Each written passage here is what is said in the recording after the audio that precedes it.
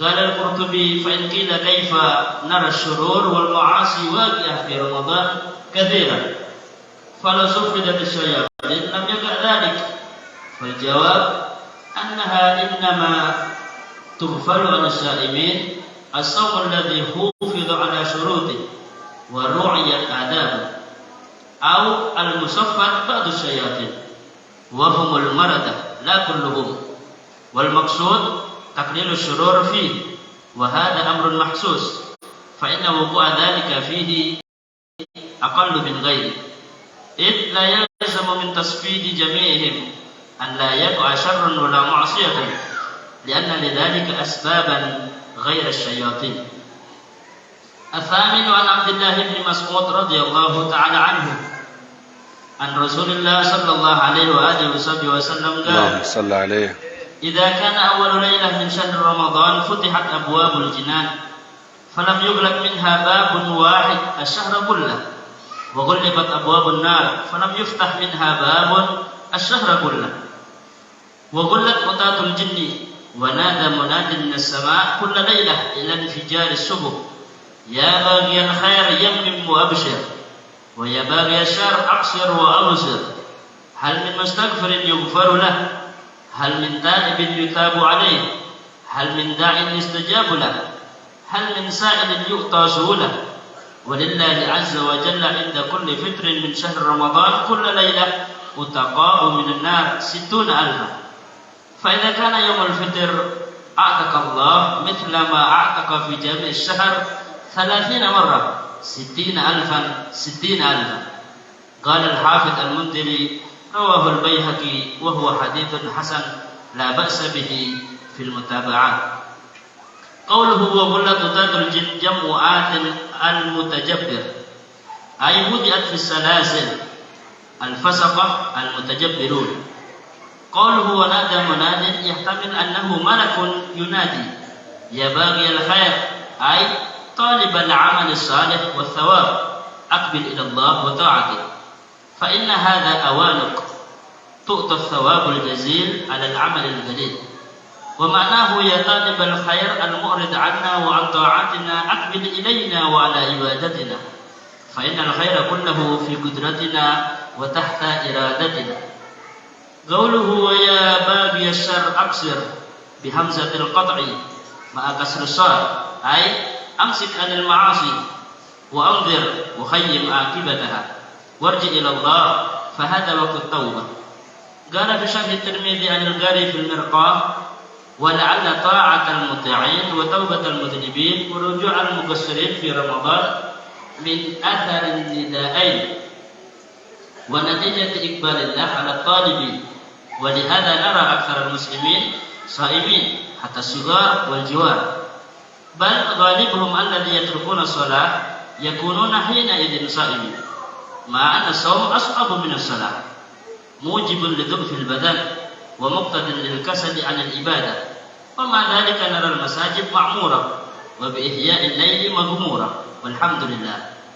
قال الإمام أبو حامد الوكيع في قوله تعالى: كلوا واشربوا هنيئا بما أسلفتم في الأيام الخالية، أي قدمتم في الأيام الماضية هي أيام الصيام، أي بما قدمتم في الأيام الماضية هي أيام الصيام، إذ تركوا فيها الأكل والشرب. وقد جمع رسول الله صلى الله عليه وآله وسلم في رتبة المباهاة بين الزهد في الدنيا وبين الصوم، فقال: إن الله تعالى يباهي ملائكته بالشاب العابد ويقول: أيها الشاب التارك شهوته لأجلي الباذل شبابه لي أنت عندي كبعض ملائكتي. قال في إتحاف السادة المتقين: قلت وأخرج ابن السني في اليوم والليلة والديلمي من حديث طلحة هذا العشرة أن الله يباهي بالشاب العابد الملائكة يقول: انظروا إلى عبدي ترك شهوته من أجلي. وقال رسول الله صلى الله عليه وآله وسلم في الصائم يقول الله تعالى: يا ملائكتي انظروا إلى عبدي ترك شهوته وطعامه من أجلي انتهى. طيب. السلام عليكم ورحمة الله وبركاته.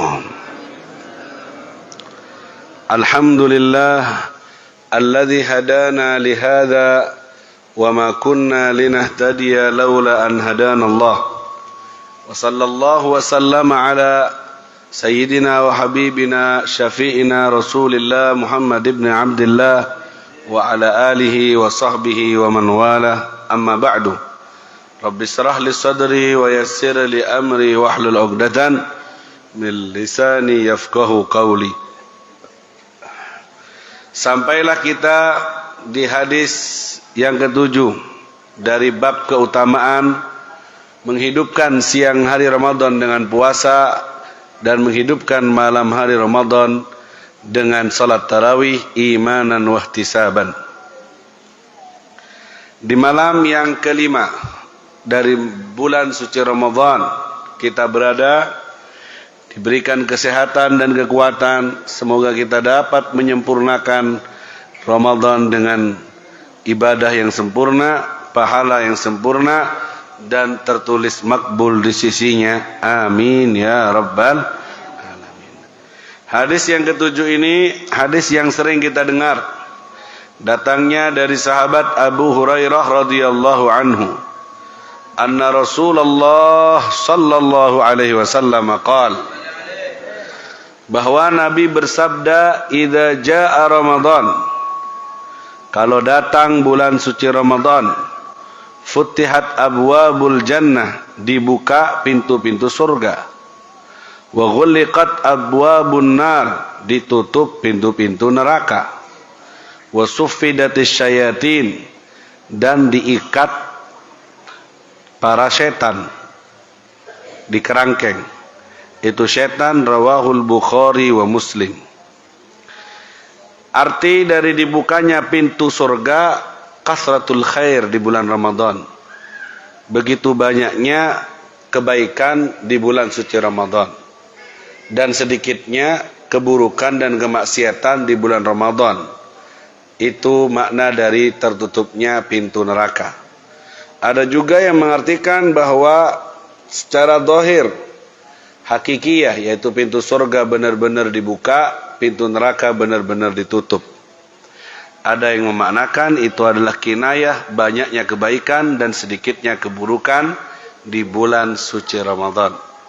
Dan ini semua mahsus, terasa oleh setiap kita. Memang di bulan suci Ramadan gampang sekali kebaikan dan susah sekali kemaksiatan. Alhamdulillah.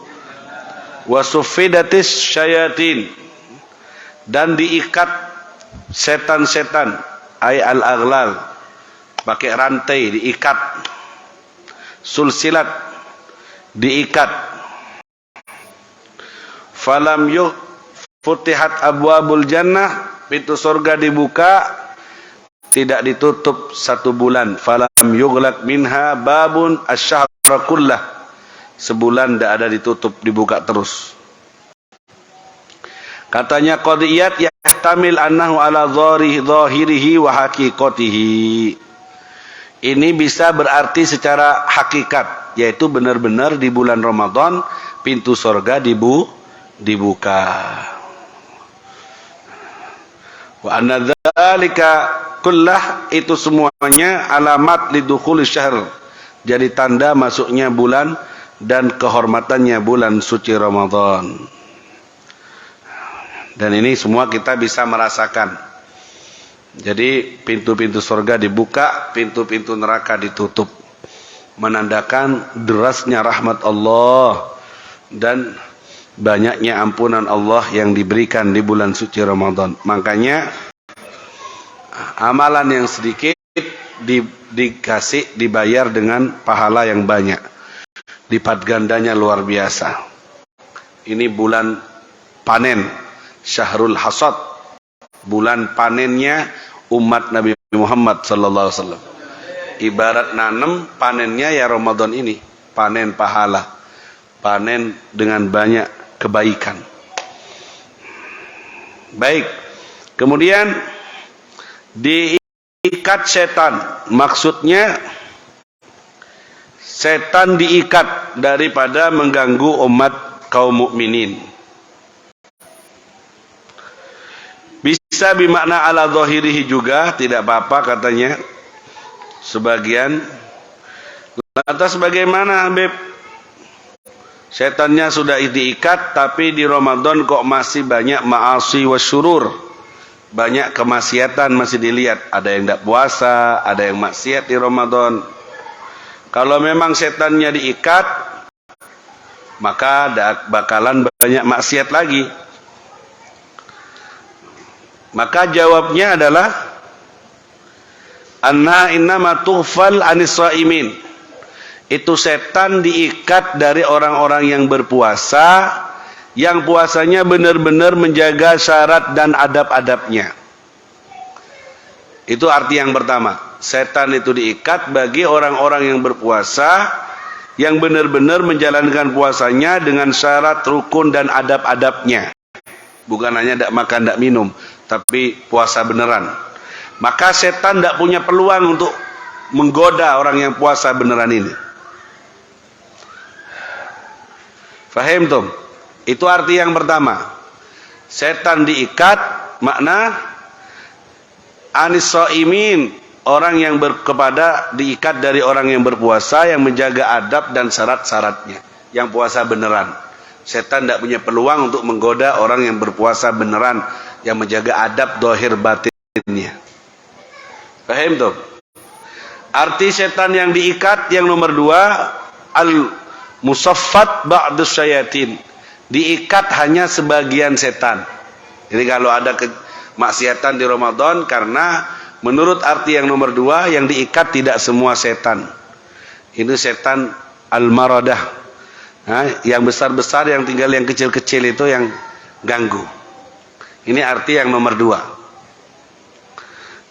Sehingga al-maksud taklilus surur, kejelekan makin sedikit. Karena memang banyak yang diikat, yang kecil-kecil aja yang lepas.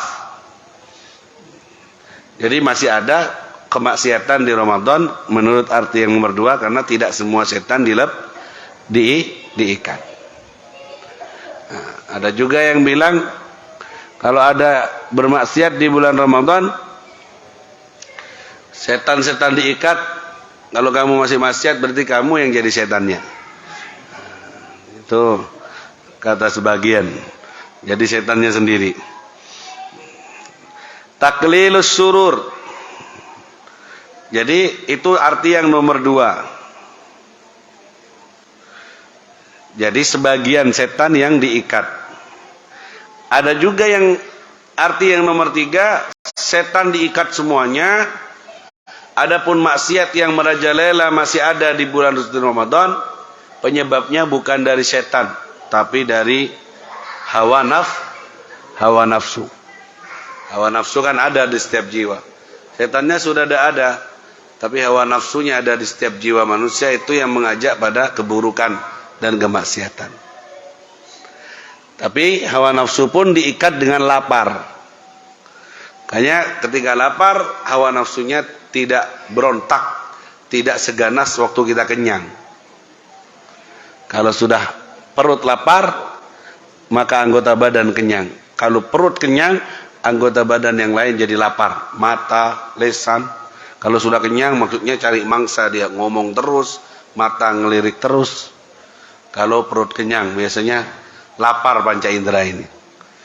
Kalau perut lapar, panca inderanya merasa kenyang, malas yang mau ngomong, malas yang mau ngelirik dan sak macamnya. Jadi ada penyebab lain seorang itu bisa berbuat dosa, yaitu dari ajakan hawa nafsu. Ala kulli hal, di Ramadan setannya diikat, hawa nafsunya dikekang dengan lapar itu. Sehingga terasa taklilus surur, kejelekan benar-benar sedikit di Ramadan ini. Senakal-nakalnya orang biasanya ngempet kalau di Ramadan. Ya, tidak berani mau berbuat maksiat, menjaga kehormatan Ramadan. Hanya orang-orang yang kebablasan, yang naudzubillah min dzalik, yang bisa terjerumus Wal iyadzubillah. Baik. Itu arti hadis yang ma'ruf yang sering kita dengar. Ya, walillahil hamd. Malam ini kita masih berada di Ramadan. Pintu surga itu dibuka, pintu neraka itu ditutup, dan setan-setan dilempar katanya ke laut, diikat, dilempar ke laut. Nanti kalau bulan Syawal maghrib lepas lagi ikatan setan. Agelejar boleh setannya mandaman. Makanya baru tanggal 1 Syawal sudah mulai dangdutan, sudah mulai orkesan, sudah mulai lebarannya itu ketemu bukan mahramnya, silaturahmi. Anak-anak ini biasanya ke teman, kenalan, di Budina mau kawin beb lah. Kenal dari mana? Uang satirnya sudah bagus, tutup. Cadarnya sudah rapat.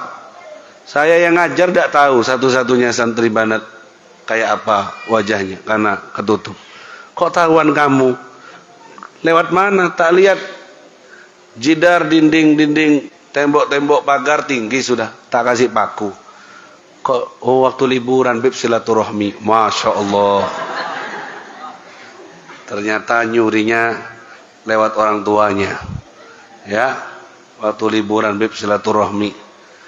Akhirnya terjadilah yang terjadi. Korbannya kemarin 3 akad langsung jadi. Itu efek dari silaturahmi liburan-liburan itu. Makanya tolong jangan gampang nerima tamu ya. Untuk liburan yang tahun ini jangan, harus silaturahmi ke sesama lakinya.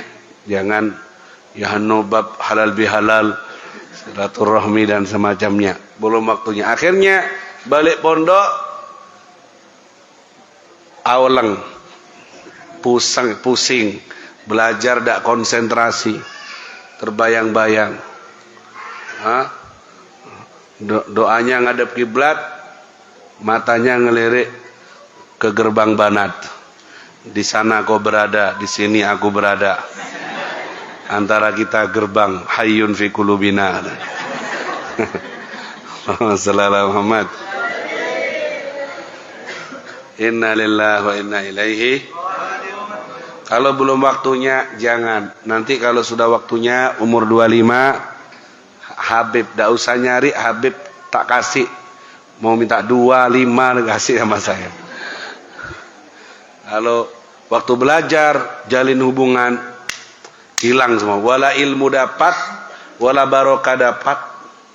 Katanya almarhum Ki Hasan Abdul Jalal, pendiri Ponpes Nurul Qadim yang baru meninggal kemarin. Itu anaknya Kiai Mino, keramat. Suruh mondok ke Jogja, suruh khidmat. Jangan belajar tok, khidmat. Saya tidak disuruh sama Kiai, ya kamu nawarkan diri. Khidmat. Terus kalau sudah khidmat, ngabdi, cari barokah di pondok, jangan sir-siran katanya. Jangan pacaran. Khidmat pateng, pacaran pateng dia. Tidak barokah karena melanggar aturan mudir ma'had. Terus ya apa? Jangan khidmat ya khidmat. Jangan pacaran, tidak barokah nanti. Karena hatinya terbagi menjadi dua, ke guru sama ke pacarnya yang haram masih. Jadi jangan, katanya Kiai Abdul Jalal, Allah yarhamhu rahmatal abrar. Semoga kita dapat barokahnya. Jadi harus ada waktunya. Kasih sesuatu itu pada waktunya. Sekarang ayyamut tolab, hari-hari fokus belajar khidmat. Nanti pada masanya setelah kau capek, setelah kau terbakar hangus karena mujahadahmu, akan terbit fajar shodiq yang akan menerangi jalan hidupmu penuh dengan kebahagiaan dan kebarokahan. Amin Allahumma. Taib. Jadi tolong jangan nerima tamu yang tak dikenal. Baik, Allahumma salli ala Muhammad. Hadis yang nomor 8, hadisnya lebih panjang lagi nih. dari sahabat Abdullah bin Mas'ud, mirip-mirip dengan yang tadi, radhiyallahu anhu an Rasulillah sallallahu alaihi wasallam. Qala, "Idza kana awwalu lailatin min syahri Ramadan," kalau datang awal malam pertama dari bulan suci Ramadan, "futihat abwabul jinan," maka dibukalah pintu-pintu sorga. Al-jinan, kalau al-janan hati artinya, bi fathil jim. Kalau kasrah al-jinan artinya surga. Dibuka, falam yughlaq minha babun wahidun asy-syahr kullah, tidak bakalan ditutup satu pintu pun dari pintu surga selama satu bulan Ramadan. Wa ghulliqat abwabun nar, dan ditutup pintu-pintu neraka. Falam yuftah minha babun, dan tidak akan dibuka satu pintu pun selama bulan suci Ramadan. Selalu tertutup kalau neraka. Kalau surga selalu terbuka selama bulan suci Ramadan. Wa ghullit utatul jin. Nah, ini wa ghullit jama'at. Utat jama'at al-mutajabbar. Ay wudi'at fi salasil. Maksudnya jin-jin diikat, dirantai. Dirantai, tidak bisa bergerak. Hakadha. Wa nada munadin minas sama. Kemudian ada suara dari langit, kullalailah, tiap malam kalau Ramadan itu. Yahtamil annahum malak, kayaknya malaikat. Ilan fijaris subuh, sampai terbitnya subuh, teriakan ini terdengar. Apa? Cuma tidak kedengeran ya suaranya ini. Cuma terasa tiap malam Ramadan itu terdengar suara teriakan. Ya baghiyal khair, yammim, wahai yang menginginkan kebaikan, talibal amal salih, ayo akbil ilallah, majulah menghadap kepada Allah. Fa inna hadza awanuk, ini adalah waktumu untuk maju menghadap kepada Allah. Pahala yang besar dengan amalan yang kecil dapat pahala yang besar. Tiap malam itu, kayak di pasar itu, kalau lagi obral, ayo obral, sel, tahu sel, diskon di 50%, teriak-teriak. Kalau di mana, pulang dari Masjidil Haram, biasanya orang pakai gerobak, ayo murah, 10 riyal, 5 riyal, barang murah diobral. Di Ramadan begitu, ayo ya baghiyal khair, ayo maju. Waktunya pulang, waktunya ngadep Allah, waktunya mendekat sama Allah, waktunya taubat. Ya talibal khair, ayo akbil ilaina wa ala ibadina, maju beribadahlah. Fa innal khair kullu fi qudratina wa tahta iradatina. Semua kebaikan ada di bawah kekuasaan Allah Subhanahu. Sebaliknya suara yang nomor 2, ya baghiyas syarr aksir, yang menginginkan keburukan, ingin maksiat, aksir, ay amsik, berhenti dulu, jangan maksiat di Ramadan. Arja' ilallah, balik kepada Allah. Itu tiap malam tuh seruan Ramadan. Kedengaran itu, ya baghiyal khair akbil, ya baghiyas syarr aksir. Mendengar yang mendengar, tuli yang tuli. Yang menjawab dengan sholat tarawih, jawab dengan sholat subuh berjamaah, jawab dengan baca Quran. Dia mendengar panggilan ini dan menjawab seruan malaikat. Sebaliknya kalau malas-malesan, dia tidak jawab panggilan ini. Setiap malam itu kata Nabi ada panggilan seperti itu. Ini waktunya kembali kepada Allah, waktunya taubat. Min asarin nida'ain, bekas dari seruan itu, walaupun tidak ada mikrofonnya ya, tidak ada speakernya, tapi ada bekasnya. Apa? Banyak orang ngadep ke Allah, banyak orang ibadah di bulan malam-malam Ramadan. Itu buah daripada panggilan itu. Banyak orang-orang muslimin itu, yang kecil maupun yang besar, yang ahli taat maupun maksiat, mereka kalau sudah Ramadan puasa. Padahal mereka kadang tidak sholat, ahli maksiat. Yatrukuna sholat, tapi anehnya mereka mau puasa. Sholat enggak, puasa mau. Aneh. Banyak kita dapat ini. Padahal kalau dipikir entengan mana? puasa sama sholat. Entengan beratan puasa. Tapi anehnya kalau sudah Ramadan, yang nakal ikut puasa walaupun cuma 5 hari pertama. Selanjutnya cok ngecok, sahur bersama, buka puasa bersama, di luar habis sepiring bersama. Tapi intinya katanya musannif ini buah daripada panggilan Allah tiap malam itu.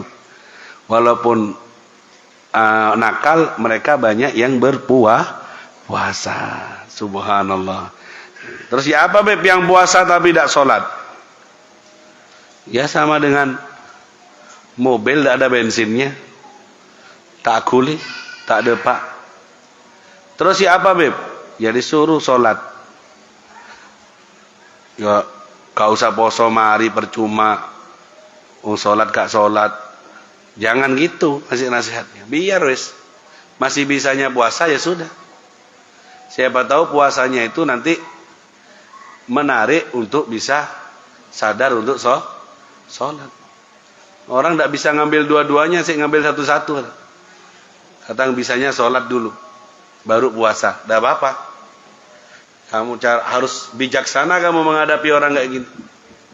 Jangan percuma lek sembahyang nggak poso, percuma lek poso nggak sembahyang. Akhirnya ya wes, gak usah sembahyang, gak usah poso wes. Jendelem neraka deh. Jangan. Terus gimana Beb? Biarkan. Yang penting kita ngajak, ayo sholat, ayo puasa. Yang diterima puasanya ya sudah, puasa dulu dah apa. Nanti kapan lagi diajak lagi, ayo sholat. Nanti siapa tahu ibadah puasanya dapat menjadi penyambung antara dia dengan Allah Subhanahu. Ingat, ada ceritanya Imam Ghazali yang pernah saya ceritakan. Ketika perjalanan menuju negeri Syam, dihadang sama perampok. Perampoknya ini mencuri semua kafilah yang berlewat, termasuk punya Imam Ghazali. Imam Ghazali tidak bawa uang, bawa kitab banyak. Dirampok juga. Ditegur sama perampoknya. Kamu nih katanya alim, kok ilmunya di kitab? Harusnya alim itu ilmunya di dada. Malah diceramahi Imam Ghazali. Dan tersentuh Imam Ghazali, memang seharusnya al-ilmu fis sudur lah sit fis sutur. Tersentuh dinasihati oleh perampok. Diambil kitabnya. Iya sudah. Siapa namamu? Ana Muhammad bin Muhammad Al-Ghazali. Kata si rampok, alhamdulillah alladzi jama'ani wa iyyak fi hadzal makan wa jama'ani bika fi hadzal makan. Alhamdulillah yang telah mengumpulkan aku denganmu di tempat ini. Perampoknya syukuran karena ternyata yang dirampok ulama besar Imam Ghazali. Terima kasih ya Allah, saya sudah diketemukan sama Imam Ghazali, tapi tetap tak rampok kitab-kitabnya. Akhirnya Imam Ghazali ya sudah diam menerima. Tidak lama adzan maghrib. Waktu adzan maghrib, perampok ini minta air minum kepada pengawalnya. Mau buka puasa. Kaget Imam Ghazali. Kaif tasrik amwalan nas wa anta shaim. Kata Imam Ghazali, kamu nyuri hartanya orang dan kamu puasa. Kok bertolak belakang ini? Nyuri jalan, ngerampok jalan, puasa jalan. Kok dicicipi semua? Kok bertolak belakang ini?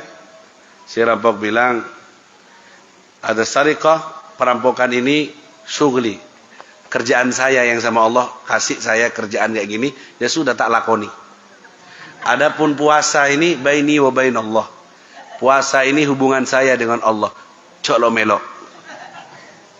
Puasa-puasa, rampok-rampok. Katanya siapa? Katanya kata perampoknya.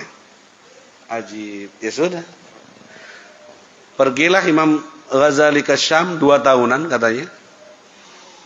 Kemudian menyelesaikan karangan Ihya-nya, Imam Ghazali datang ke Mekah untuk melaksanakan umrah apa haji. Di Mataf, di tempat tawaf, ketemu sama perampok itu. Tawaf juga di situ. Loh, antal ladzi sarakta kutubi. Kamu yang nyuri kitab saya, kamu perampok itu yang. Naam, alhamdulillah, saya sudah taubat kepada Allah. berkat hubungan rahasia saya dengan Allah. Saya tobat dan saya syukur lagi ketemu kamu. Mau tak kembalikan kitab-kitab semua yang dirampok itu. Subhanallah. Kok bisa kamu tobat kayak gini? Ini semua karena saya tidak pernah mutus hubungan dengan Allah, sekalipun saya berada dalam puncak kesesatan, puncak kehinaan, puncak kenakalan, ngerampok, bunuh dan semacamnya. Saya tetap tidak mutus hubungan saya dengan Allah. Saya masih punya penghubung, yaitu lewat puasa yang saya lakukan itu. Itu menjadi sebab saya dapat hidayah dan saya ketemu lagi denganmu di tempat yang suci ini, di depan Ka'bah. Allahumma shalli ala Muhammad. Ibadah yang dilakukan oleh orang-orang yang nakal itu bisa jadi sebab, menjadi penyebab datangnya hidayah. Biarkan. Bisanya puasa toh. Salat gak iso? Gak iso aku. Lek poso iso. Iya wes. Nggih pun Pak Lek, monggo. Terus akan biar nanti siapa tahu hubungan rahasianya dia lewat sholat, lewat puasa itu mendatangkan hidayah. Karena orang-orang seperti itu kadang tidak bisa langsung semua diambil satu-satu. Walaupun salah ngambil, yang lebih berat diambil dulu puasanya. Ada hadis rajul dalam riwayat Imam Ahmad bin Hanbal atau Ibnu Hibban. Kalau malam idza jannal lail qam. Kalau malam dia berdiri salat malam. Wa idza asbaha saraka. Kalau pagi nyuri, maling. Malam salat malam. Pagi nyuri, maknya aman. Kata Nabi, anna salatahu satanha. Salatnya nanti akan menghalangi dia untuk mencuri. Biarkan. Hah? Dilaporkan ke Rasulullah, biarkan, salatnya nanti akan menjadi menghalangi dia daripada pencurian. Salatnya itu, salat malamnya itu akan menjadi wiqayah, benteng dia dari perbuatan yang mungkar. Faham tuh? Jadi bijak kalau ngelihat orang, jangan semua harus disamakan dengan kamu. Bisanya apa turuti sudah. Puasa tidak bisa saya, Beb. Terus salat tidak bisa, Beb, apalagi salat. Apa bisanya? Sedekah anak yatim. Sudah turuti apa yang dia anukan. Apa pokoknya ada amal soleh antara dia dengan Allah, terutama puasa atau solat, maka inna sholata tanha anil fahsya'i wal munkar. Solat yang baik nantinya akan mencegah orang lain dari perbuatan kemungkaran. Jadi kayak gitu. Ini kalau ketemu orang yang mursal, orang-orang yang nakal, yang bisanya ngambil sebagian dan meninggalkan yang lain, maka dai harus bijak, ya, pelan-pelan. Ada juga di riwayat yang lain, ada sahabat yang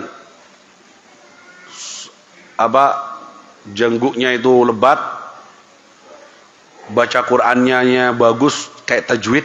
Di hadis ini pakai tajwid, tapi tidak nyampe ke kerongkongan. Yamrukuna minad din kama yamrikus saham minar ramiyah. Lari dari agama seperti larinya busur dari panah dari busurnya.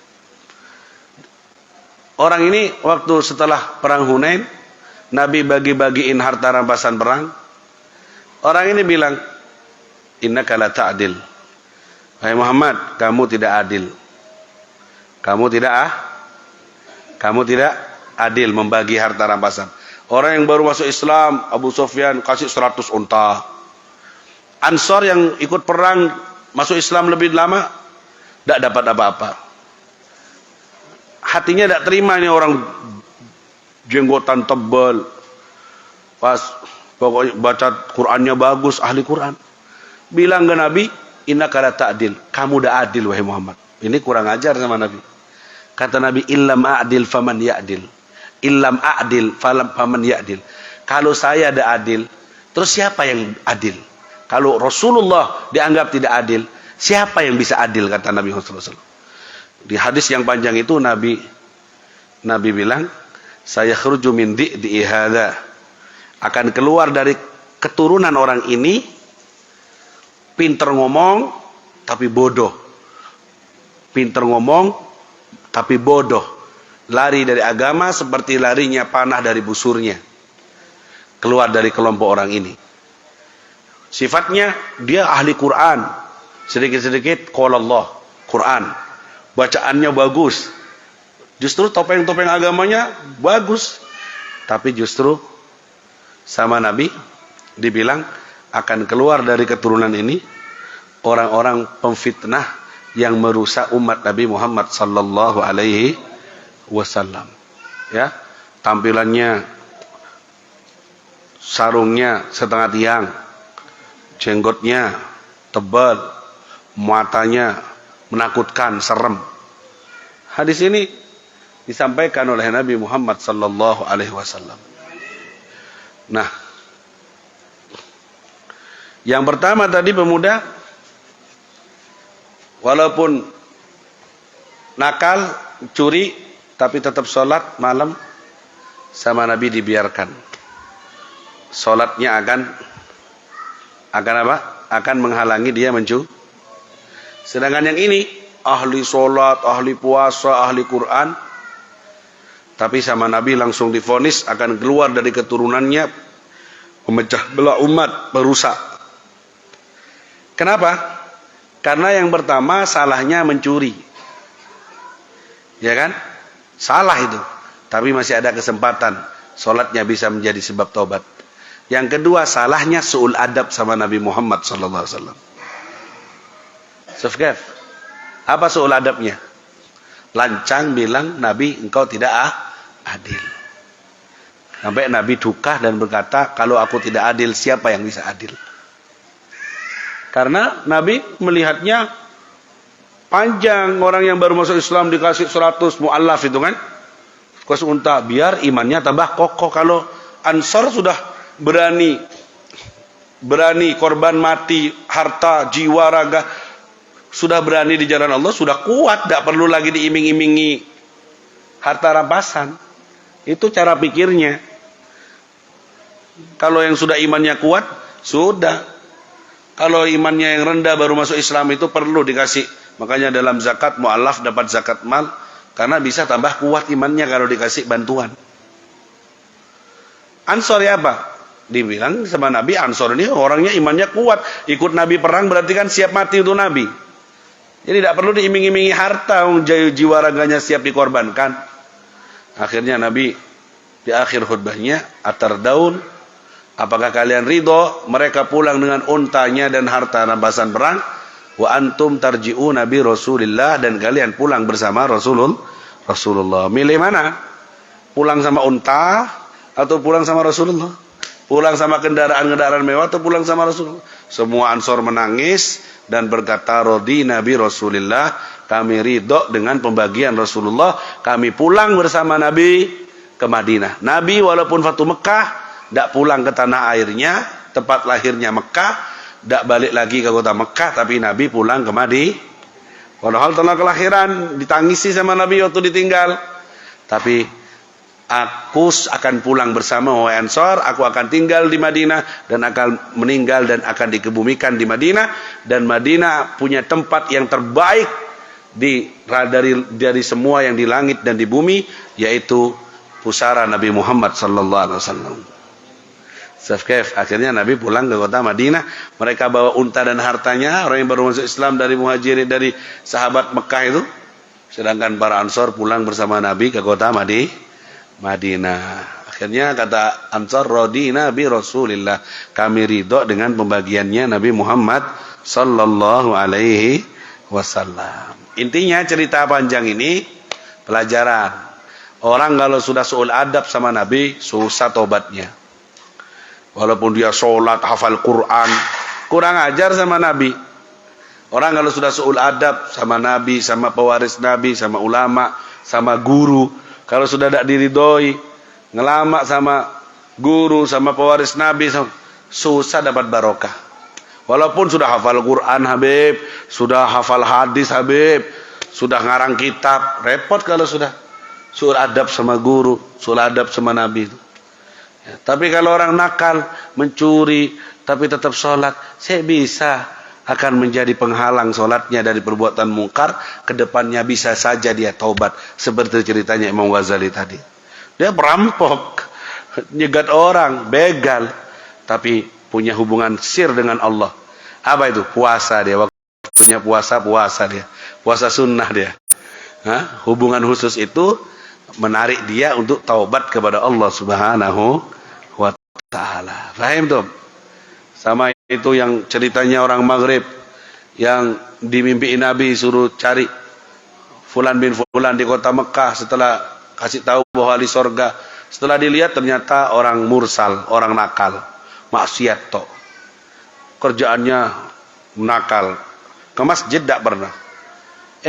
Dikabari Nabi kirim salam dan dia masuk surga. Tidak percaya, kok bisa saya masuk surga? Amalan apa saya? Ditanya, tidak punya amalan saya. Ternyata punya sir antara dia dengan Allah. Sirnya itu yang bikin datang tahu hidayah. Apa? Punya tetangga janda tua, punya anak, suaminya mati. Semenjak suaminya mati, gajinya orang yang nakal ini separuhnya dikasihkan ke janda tua sama anak yatim itu, dan gaji separuhnya untuk dia dan keluarganya. Tidak ada orang tahu, rahasia antara dia dengan Allah. Akhirnya apa? Katanya yang membawa kabar baik itu, ya ini dia sir antara kamu dengan Allah. Ini yang garai Nabi sampai datang saya mimpi dan ngasih kabar bahwa kamu min ahlil jannah, walaupun kamu nambeng nakal. Secara logika, ini neraka, ini modelnya wis, potongannya. Tapi dibilang ahli sorga. Apa yang terjadi? Di akhir hayatnya dapat kabar Nabi kirim salam, dia tersanjung, dia sadar, nangis dia. Diajak ke masjid, mau dia sholat, baru sholat di akhir sujudnya tidak bangun-bangun. Yang lain assalamualaikum, dia tetap sujud. Digoyang sedikit jatuh, ternyata mati dalam keadaan husnul khotimah. Coba, karena punya hubungan sir, rahasia antara dia dengan Allah, nakalnya jadi berhenti dan matinya dalam keadaan Makanya jangan pernah disepelekan hubungan sir, hubungan rahasia antara kamu dengan Allah. Baik lewat sedekah sir atau sholat. Senakal-nakalnya kamu, jangan berhenti sholat. Beb nakal lanjut, sholat lanjut. Gitu aja. Terus, karena sholat itu silah sambungan kamu dengan Allah. Nanti sholat itu pada saatnya sujud yang kau lakukan bersamaan dengan hidayah dari Allah dan mencegah kamu dari kemungkaran. Tapi kalau sudah nambeng, nakal, dak sholat, dak puasa, ya Fir'aun itu sudah. Dak ada punya hubungan sir, dak punya sedekah sir, dak ada. Nambeng 100%, ya, dak ada hubungan sir antara dia dengan Allah. Lewat pintu mana dapat hidayahnya? Kembali ke kehendak Allah itu. Kalau sih ada sholatnya, sih mungkin. Ada puasanya sih mungkin, ada sedekah sirnya masih mungkin jadi jalannya dia untuk dapat hidayah. Tapi kalau tidak ada sama sekali, lost, gaspol, ya, tidak ada sambungan khusus sama Allah, nakal beneran, jagung nangkung mau nakal, gitu bahasanya, wes gaspol, wes, udah usah wes, nakal sekali, wah ini bahasanya orang yang jauh dari rahmat Allah Subhanahu wa ta'ala. Jadi kita berharap kalau orang nakal masih punya peluang untuk diterima oleh Allah karena masih punya hubungan khusus lewat sholat atau puasanya. Lantas bagaimana dengan orang yang tidak nakal, yang istiqomah sholat 5 waktu, yang puasa? Akankah Allah tidak membuka untuk kita pintu wusul, pintu sampai kita kepada Allah di satu saat nanti, walaupun tidak sekarang, entah lewat sir dari sujud kita, tarawih kita, ataupun puasa kita, atau sedekah-sedekah kita. InsyaAllah Allah tidak akan mengecewakan hambanya. Semuanya ada hitungannya. Innallaha la yudhi'u ajra man ahsana amala. Allah tidak akan mengecewakan hamba-hambanya yang berbuat baik, pasti akan diberi oleh Allah Subhanahu wa ta'ala. Teruslah berbuat baik, terus perkuat hubunganmu dengan Allah lewat sholat 5 waktumu, lewat puasamu, lewat tarawihmu, lewat Qur'anmu, lewat sedekah sirmu. Terus perbanyak. Udkhulu min abwabin mutafarriqah, Masuk lewat pintu-pintu yang macam-macam. Nyambung lewat Allah, lewat solat, lewat Quran, nyambung Allah, lewat sedekah sir, nyambung Allah lewat membantu orang. Semua kebaikan lewati. Satajidun Allah, kalian akan mendapatkan Allah Subhanahu wa taala, ya. Karena jangan putus asa. Karena ada sebagian orang yang istiqomah, oh percuma. Aku lulus.